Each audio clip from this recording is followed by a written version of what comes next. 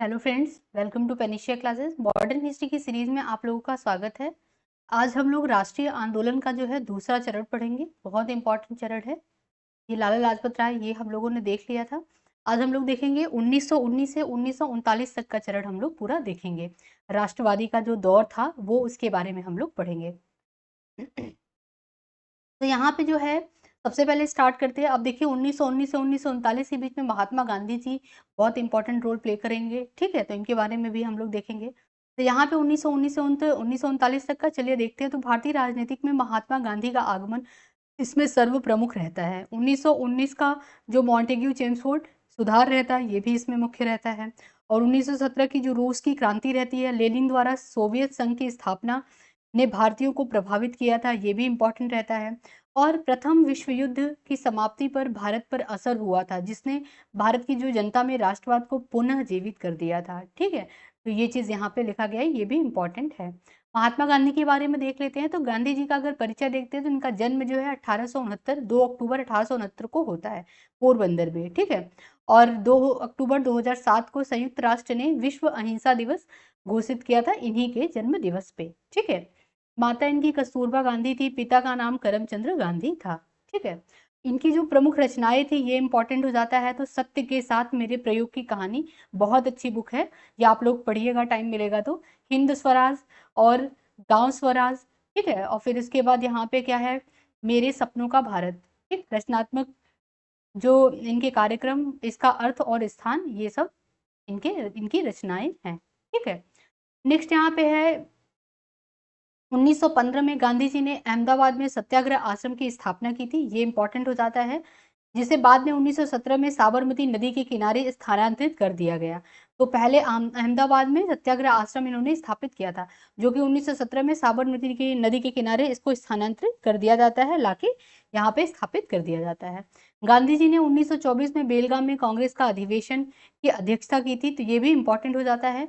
गुजरात के व्यापारी दादा अब्दुल्ला का मुकदमा लड़ने ये दक्षिण अफ्रीका गए थे, 1893 ईस्वी में गए थे। ठीक है, वहीं से अपने लॉ की इन्होंने वकालत की पढ़ाई पूरी की थी। फिर उसके बाद दक्षिण अफ्रीका गए थे, दादा अब्दुल्ला जो थे उनकी मुकदमा लड़ने के लिए उनके गए थे। ठीक है, दोबारा। ठीक है, फिर उसके बाद यहाँ पे आता है 7 जून 1893 में जो पीटर मैरिजबर्ग रहता है स्टेशन, वहां पे दक्षिण अफ्रीका में रहता है, वही उसी ट्रेन से इनको जो है बाहर फेंक दिया जाता है, क्योंकि जो अंग्रेज गोरे रहते हैं वो इनको बाहर फेंक देते हैं कि ये जो है इस डिब्बे में बैठने के लायक नहीं है, जबकि क्या है इनके पास टिकट था, फिर भी इनको बाहर कर दिया जाता है। इसका प्रभाव बहुत पड़ता है, जो कि इनके जीवन में इतना ज्यादा चेंजेस आता है। ठीक है, गांधी जी ने मुंबई में विधि कार्यालय की स्थापना भी की थी, तो ये भी इंपॉर्टेंट हो जाता है। और गोपाल कृष्ण गोखले ने गांधी जी को जो गोपाल कृष्ण गोखले थे वो महात्मा गांधी जी के राजनीतिक गुरु थे। ठीक है, तो महात्मा गांधी जी के राजनीतिक गुरु कौन थे? तो गोपाल कृष्ण गोखले थे। ठीक है, तो ये चीज इंपॉर्टेंट है। चंपारण सत्याग्रह के दौरान रविन्द्रनाथ टैगोर ने गांधी जी को महात्मा की उपाधि दी थी। तो चंपारण सत्याग्रह अभी डिटेल में पढ़ेंगे, 1917 में हुआ था। ठीक है, बिहार से रिलेटेड है ये, तो नील की खेती से। तो यहाँ पे चंपारण, इसी में महात्मा की उपाधि इनको रविन्द्रनाथ टैगोर ने दी थी। गांधी जी को राष्ट्रपिता किसने कहा था? सुभाष चंद्र बोस ने कहा था राष्ट्रपिता। ठीक है, इनकी मृत्यु हो जाती है 30 जनवरी 1948 को बिरला हाउस में। नाथूराम गोडसे ने इनकी हत्या की थी। ठीक है, तो ये एक सिंपल सा परिचय था। इंपॉर्टेंट जो पॉइंट है वो है चंपारण सत्याग्रह, दक्षिण अफ्रीका में गांधी जी के कार्य, इनके जो कार्य हैं वो बहुत इंपॉर्टेंट हो जाते हैं। तो देखिए सबसे पहले दक्षिण अफ्रीका में गांधी जी के जो मुख्य कार्य हैं वो देख लेते हैं हम लोग। तो 1894 में नटाल इंडियन कांग्रेस की स्थापना करते हैं। तो नटाल इंडियन कांग्रेस की स्थापना किसने की? गांधी जी ने की। कहाँ किया? दक्षिण अफ्रीका में किया। कब किया? 1894 में किया। टॉलस्टॉय फॉर्म की भी स्थापना इन्होंने ही की थी। ठीक है, और उसके बाद ये दक्षिण अफ्रीका में ही किया था इन्होंने टॉलस्टॉय फॉर्म की स्थापना। ठीक है, अपने दोस्त की मदद से, जो इनके जर्मन दोस्त थे उनकी मदद से इन्होंने टॉलस्टॉय फॉर्म की स्थापना की थी। इंडियन ओपिनियन नामक अखबार निकाला था इन्होंने दक्षिण अफ्रीका में ही। ठीक है, और डरबन में 1904 में फिनिक्स आश्रम इन्होंने स्थापित किया था। तो फिनिक्स आश्रम जो है इन्होंने ही स्थापित किया था गांधी जी ने दक्षिण अफ्रीका में। बहुत इंपॉर्टेंट है, ये सारा याद कर लीजिएगा। नेक्स्ट आता है यहाँ पे चंपारण आंदोलन जो होता है, चंपारण सत्याग्रह, ये 1917 में होता है। ठीक है, अब होता क्या है, क्यों होता है? तो जो तीन कटिया पद्धति पर आधारित जो नील की खेती का मुद्दा रहता है इसमें। ठीक है, अभी हम लोग शॉर्टकट में पढ़ेंगे, एग्जाम के लिए इंपॉर्टेंट है, प्रीलिम्स के लिए। मेंस में जब चलेंगे तब डिटेल में मैं पढ़ाऊंगी, बहुत इंटरेस्टिंग है चंपारण सत्याग्रह के पीछे की कहानी। ठीक है, तो अभी हम लोग शॉर्टकट में ही पढ़ेंगे। तो ये अभी बस इतना समझ लीजिए, तीन कटिया पद्धति पर आधारित नील की खेती का जो मुद्दा रहता है, यही मुद्दा रहता है, मतलब नील की खेती का मुद्दा चंपारण सत्याग्रह से रहता है। ठीक है, राजकुमार शुक्ल जो रहते हैं, उनके बुलाने पे महात्मा गांधी चंपारण जाते हैं। चंपारण बिहार में है, चंपारण।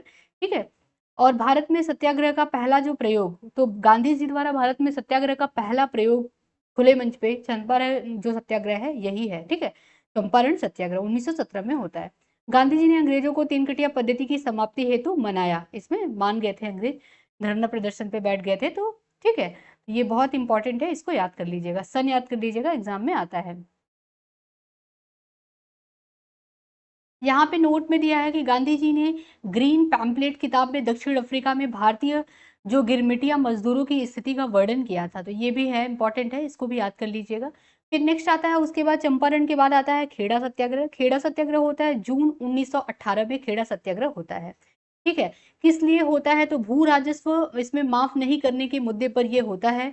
और गांधी जी ने कर नहीं आंदोलन चलाया, मतलब इन्होंने क्या, कर नहीं आंदोलन, मतलब कर नहीं देंगे, ये आंदोलन इन्होंने चलाया था। ठीक है, गांधी जी ने सरदार पटेल के साथ किसानों का समर्थन किया था, खेड़ा सत्याग्रह में 1918 में हुआ था। तो खेड़ा सत्याग्रह में क्या हुआ था कि कर मतलब जैसे होता क्या है कि राजस्व संहिता के अनुसार कि अगर आपका फसल बर्बाद हो जाए, चाहे बाढ़ आ जाए, चाहे सूखा पड़ जाए, तो आपका कर जो है वो माफ कर दिया जाएगा। लेकिन सूखा पड़ने के बावजूद भी अंग्रेज जो है वो कर ले रहे थे। ठीक है, तो इसी के विरोध में जो है ये खेड़ा सत्याग्रह हुआ था कि कर नहीं देंगे। ठीक है, ये आंदोलन चलाया गया था भू राजस्व माफ करने के लिए, कि भाई जब कुछ हुआ ही नहीं है तो कर कहाँ से देंगे। ठीक है, तो ये चीज यहाँ पे खेड़ा सत्याग्रह में होता है 1918 में। सेकंड जो है इनका आंदोलन रहता है खेड़ा सत्याग्रह, पहला चंपारण। ठीक है, फिर उसके बाद आता है अहमदाबाद मील आंदोलन, ये थर्ड रहता है, ये बहुत इंपॉर्टेंट हो जाता है। ठीक है, ये पहला जो है मजदूर का है, मील आंदोलन होता है ना, तो मजदूरी के लिए ये होता है। तो गांधी जी ने यहीं पे ट्रस्टीशिप का सिद्धांत दिया था। ट्रस्टीशिप सिद्धांत जो है ये पूछ लेता है एग्जाम में किससे रिलेटेड है, तो ट्रस्टीशिप का सिद्धांत जो है अहमदाबाद आंदोलन से रिलेटेड, यानी कि गांधी जी से रिलेटेड है। बेसिकली ट्रस्टीशिप सिद्धांत में होता यह है कि इनका, गांधी जी का कहना ये रहता है, इस सिद्धांत के अनुसार, मतलब के अनुसार ये बताते हैं कि अगर एक, जैसे एक कंपनी है, तो कंपनी में जो बॉस है, जो सेंटर में बॉस है, और जितने एम्प्लॉय हैं, उनमें एक विश्वास रहना चाहिए। जो कंपनी का मालिक है वो कंपनी के एम्प्लॉय को एक अपने परिवार का सदस्य माने, और जो एम्प्लॉय है वो भी जो है कंपनी के मालिक को अपने परिवार का मुखिया की तरह माने। और जैसे अपने परिवार में वो काम करते हैं पूरा अपने शिद्दत से, श्रद्धा से, वैसे यहाँ कंपनी में काम करें। और जो कंपनी का मालिक है वो सब सारे एम्प्लॉय को खुश रखे और अच्छे से अपने परिवार में जैसे लोगों को खुश रखता है लोग, वैसे करे। ठीक है, तो ये ट्रस्टीशिप का, तो इसमें क्या होगा कि ट्रस्टीशिप विश्वास बनेगा दोनों के बीच में।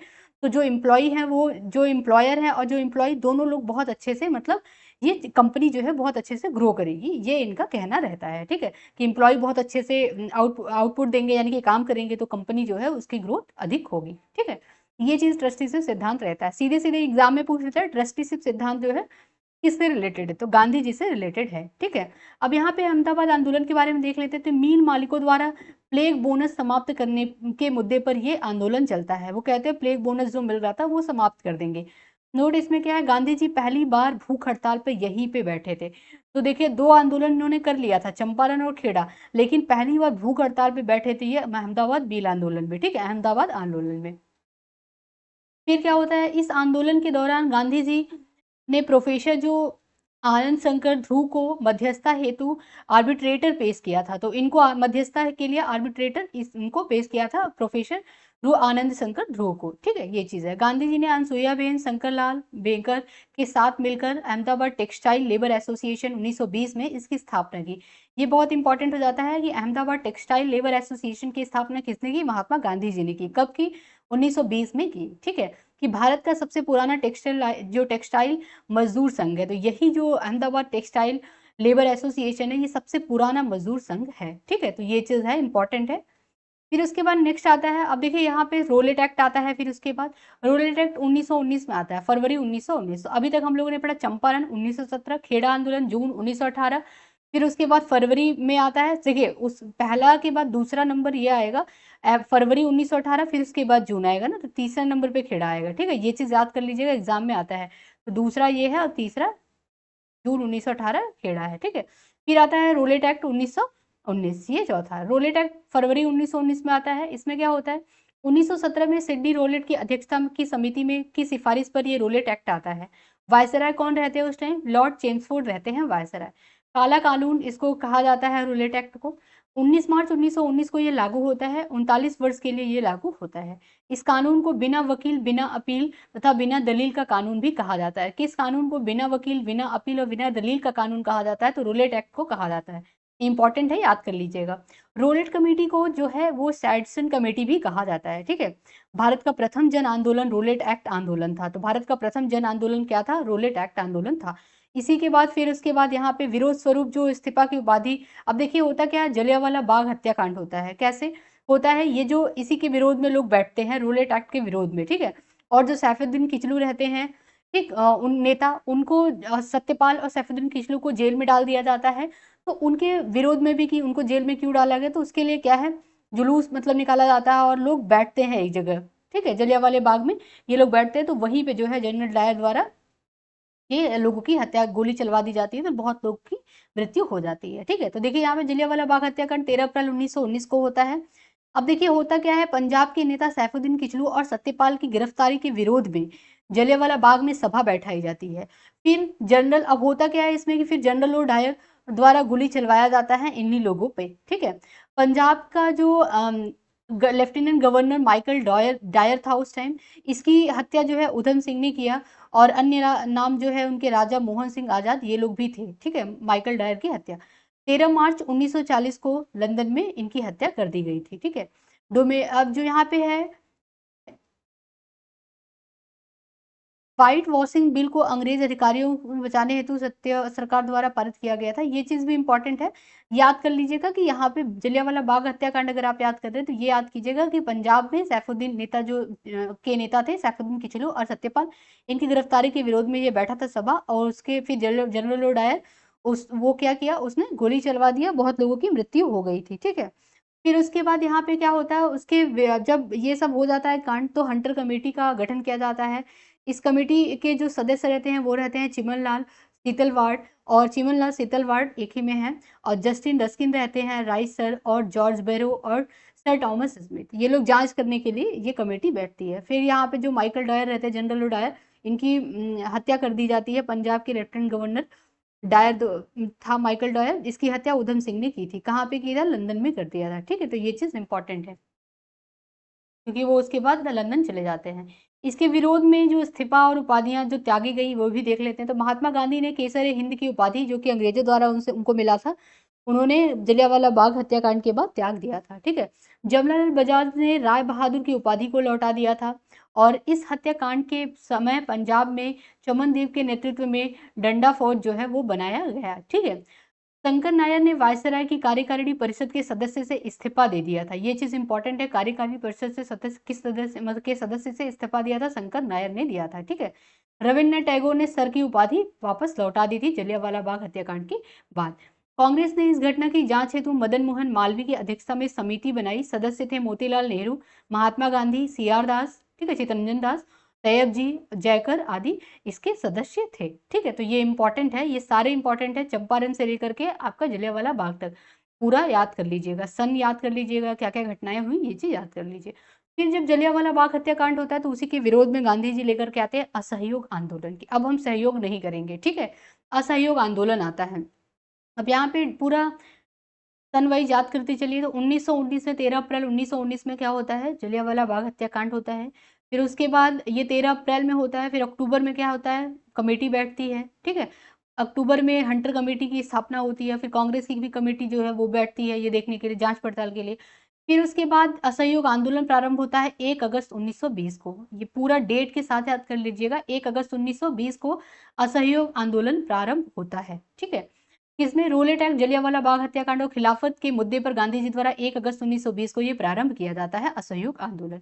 उस टाइम जब असहयोग आंदोलन स्टार्ट होता है तो वायसराय कौन रहते हैं, लॉर्ड रीडिंग रहते हैं उस टाइम वायसराय।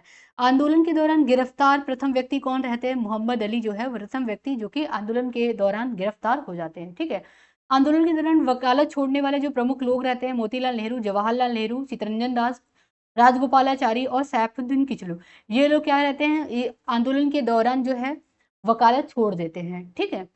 अली बंधुओं ने इस आंदोलन के दौरान कराची में कहा था कि मुसलमान का सेना में रहना धर्म के खिलाफ है। ठीक है, ये किसने कहा था? अली बंधुओं ने कहा था। ठीक है, फिर आंदोलन में महिला, छात्र, किसान, मुसलमान, व्यापारी सभी ने सहयोग किया था। तो ये एग्जाम में पूछ लेता है कि मध्यम वर्ग ने नहीं सहयोग किया था, महिलाओं ने नहीं किया था, तो नहीं, सभी ने किया था। ठीक है, ये चीज इंपॉर्टेंट हो जाता है। फिर उसके बाद आंदोलन का प्रस्ताव गांधी जी ने तैयार किया था। प्रस्ताव में सी आर दास द्वारा पेश किया गया था। देखिए, तैयार किसने किया था? गांधी जी ने। पेश किसके द्वारा किया गया? चितरंजन दास द्वारा किया गया था। ठीक है, तिलक स्वराज फंड के तहत 1 करोड़ से भी अधिक राशि इकट्ठी हो जाती है। तिलक स्वराज फंड बनाया जाता है असहयोग आंदोलन के दौरान। इससे 1 करोड़ से भी अधिक की राशि इकट्ठी हो जाती है। दिसंबर 1920 में नागपुर कांग्रेस अधिवेशन में इसकी पुष्टि होती है। दिसंबर 1920 में इसकी पुष्टि होती है। 1 अगस्त 1920 को प्रारंभ करते हैं असहयोग आंदोलन। अब पुष्टि कब होती है? 1920 में नागपुर सेशन होता है कांग्रेस का, उसमें पुष्टि हो जाती है। इसमें जिन्ना, एनी बेसेंट और जीएस कारपेट, बीसी पाल ने आंदोलन का समर्थन नहीं किया था और कांग्रेस छोड़ दिया था। तो किसने नहीं किया था? तो जिन्ना ने, एनी बेसेंट और कारपेट, बीसी और ये लोग ने समर्थन नहीं किया था और कांग्रेस को क्या किया था? छोड़ दिया था। ठीक है, बंगाल और गुंटूर के यूनियन बोर्ड टैक्सेस के खिलाफ कर नहीं देने पर आंदोलन चलाया गया था इसमें। इसी दौरान सुरेंद्र बनर्जी ने इंडियन नेशनल लिबरल फेडरेशन की भी स्थापना की थी। असहयोग आंदोलन के दौरान ही इंडियन नेशनल लिबरेशन फेडरेशन की भी स्थापना की गई थी। स्थानीय जो आंदोलन वो भी चलाए गए। अवध किसान आंदोलन चलाया गया, जिसमें एका आंदोलन यूपी में चलाया गया, और मोपला आंदोलन, ये मोवला नहीं, यहाँ पे मोपला हो जाएगा। ठीक है, मोपला केरल में चलाया गया। ये सब जगह पे आंदोलन, स्थानीय आंदोलन भी चलाए गए। ठीक है, तो ये चीज असहयोग आंदोलन बहुत इंपॉर्टेंट है। इससे 2-4 पॉइंट बस याद कर लीजिएगा। पहला, कब स्टार्ट हुआ? 1 अगस्त 1920। कब इसको अप्रूव किया गया? नागपुर सेशन 1920 में। किसने प्रस्ताव पेश किया था, मतलब तैयार किया था? गांधी जी ने। किसने प्रस्ताव को पेश किया? सी आर दास ने। तिलक का स्वराज फंड इसी के आंदोलन के तहत बनाया गया। 1 करोड़ से भी अधिक राशि इसमें इकट्ठा हो गई थी। ठीक है, इसमें सबसे पहले व्यक्ति जो गिरफ्तार हुए, मोहम्मद अली जिन्ना, मोहम्मद अली। ठीक है, और आंदोलन के दौरान वकालत छोड़ने वाले लोग मोतीलाल नेहरू, जवाहरलाल नेहरू, सी आर दास, राजगोपालाचारी और सैफुद्दीन किचलू, ये लोग थे। ठीक है, असहयोग आंदोलन के दौरान। फिर आता है खिलाफत आंदोलन। ये इंपॉर्टेंट हो जाता है खिलाफत आंदोलन का मुद्दा। इसमें क्या होता है? गांधी जी ने अखिल भारतीय खिलाफत कमेटी के अध्यक्ष थे गांधी जी। इसमें इन्होंने हिंदू मुस्लिम एकता मंच के रूप में देखा इसको। तो खिलाफत आंदोलन में हिंदू और मुस्लिम जो है वो एक हो जाते हैं यहाँ पे। 1919 में ये शुरू होता है खिलाफत आंदोलन। मोहम्मद अली जिन्ना, शौकत अली, मौलाना आजाद और अजमल खां, हसरत मोहानी के नेतृत्व में खिलाफत कमेटी का गठन होता है। तो कौन कौन सदस्य रहते हैं? एग्जाम में बहुत बार एग्जाम में आया हुआ है। ठीक है, नवंबर 1919 में क्या होता है? खिलाफत का अखिल भारतीय सम्मेलन दिल्ली में। अध्यक्षता कौन करते हैं? महात्मा गांधी जी करते हैं। ये सम्मेलन दिल्ली में होता है। खिलाफत कमेटी का जो उद्देश्य रहता है वो ये रहता है कि तुर्की के प्रति ब्रिटेन के रवैये को बदलने हेतु ब्रिटेन पर दबाव डालना। यानी कि होता क्या है इसमें कि ब्रिटेन जो रहते हैं, ब्रिटेन के लोग, वो ब्रिटेन के जो वायसराय रहते हैं वो क्या करते हैं? तुर्की पे उनका अधिकार रहता है, तुर्की से खलीफा पद जो है वो हटा देते हैं। खलीफा इन लोगों के लिए, मुस्लिम में खलीफा मतलब भगवान। ठीक है, ऐसा इन लोगों, जैसे कि अल्लाह इनके लिए, तो खलीफा पद इनके लिए बहुत ज्यादा महत्व रखता था, तो वो हटाए थे। इसीलिए इन लोग, और भी मुद्दे थे जिसके विरोध में ये लोग क्या किए थे? खिलाफत कमेटी की स्थापना किए थे। तिलक ने गांधी जी द्वारा खिलाफत सहयोग का विरोध किया था। तो गांधी जी खिलाफत के सहयोग, मतलब खिलाफत आंदोलन को सहयोग किए थे, जबकि बाल गंगाधर तिलक ने इसका विरोध किया था कि गांधी जी क्यों सहयोग कर रहे हैं। ठीक है, और इन्होंने किस रूप में, गांधी जी ने क्या देखा, कैसा मंच देखा? तो उन्होंने हिंदू मुस्लिम एकता का मंच देखा खिलाफत आंदोलन में। खिलाफत आंदोलन जो है, असहयोग आंदोलन की 3 मांगे थी। पहली जो मांगे थी वो थी तुर्की के साथ सम्मानजनक व्यवहार किया जाए, पंजाब में हुई जातियों का निराकरण किया जाए, स्वराज की स्थापना की जाए। तो ये चीज इनकी मांग थी खिलाफत आंदोलन का। ठीक है, ये बहुत इंपॉर्टेंट है। आई होप आप लोगों को क्लियर हो गया होगा। अब उसके बाद 1923 में क्या होता है? स्वराज पार्टी का गठन होता है। ये भी इंपॉर्टेंट है, इसको हम लोग कल देखेंगे। आज हम लोग यहीं तक देखते हैं। देखिए, हिंदुस्तान रिपब्लिकन एसोसिएशन, ये सारे एक में आएंगे स्वराज पार्टी के बाद। ठीक है, तो अभी हम लोगों ने शॉर्ट में देख लेते हैं हम लोग ने क्या पढ़ा। ठीक है, सबसे पहले हम लोगों ने पढ़ा चंपारण आंदोलन कब होता है? 1917 में होता है। ठीक है, पहला रहता है गांधी जी का सत्याग्रह आंदोलन। फिर खेड़ा आंदोलन, नहीं, अहमदाबाद होता है 1918। फिर खेड़ा आंदोलन होता है अहमदाबाद। पहला मिल आंदोलन रहता है। खेड़ा आंदोलन होता है कर के लिए, टैक्स के लिए। फिर रोलेट एक्ट आता है 1919, उसके विरोध में जलियांवाला बाग हत्याकांड हो जाता है। ठीक है, सैफुद्दीन किचलू और इन सत्यपाल की गिरफ्तारी के विरोध में यहाँ पे सभा बैठती है, उस पे डायर जो है गोली चलवा देता है सब पे। तो जलियांवाला बाग हत्याकांड 13 अप्रैल 1919। फिर उसके विरोध में लोग इस्तीफा देते हैं, उपाधियां त्यागते हैं। ये भी देख लेते हैं। कौन सी कमेटी बनती है जलियांवाला बाग हत्याकांड के? उसमें तो हंटर कमेटी बनती है। ठीक है, कांग्रेस की भी कमेटी बनती है, फिर उसके बाद असहयोग आंदोलन आ जाता है, ठीक है। असहयोग आंदोलन भी हम लोग पूरा देख लेते हैं। खिलाफत मुद्दा देखते हैं, खिलाफत आंदोलन बहुत इंपॉर्टेंट है। तो आई होप आप लोग को क्लियर हो गया होगा। कोई भी डाउट होगा तो प्लीज कमेंट बॉक्स में कमेंट कीजिएगा। अगर पसंद है तो चैनल को लाइक एंड सब्सक्राइब करना ना भूलिए। आज हम लोग यहीं तक रखते हैं, फिर मैं नेक्स्ट लेक्चर में लेके आऊंगी। तब तक के लिए धन्यवाद।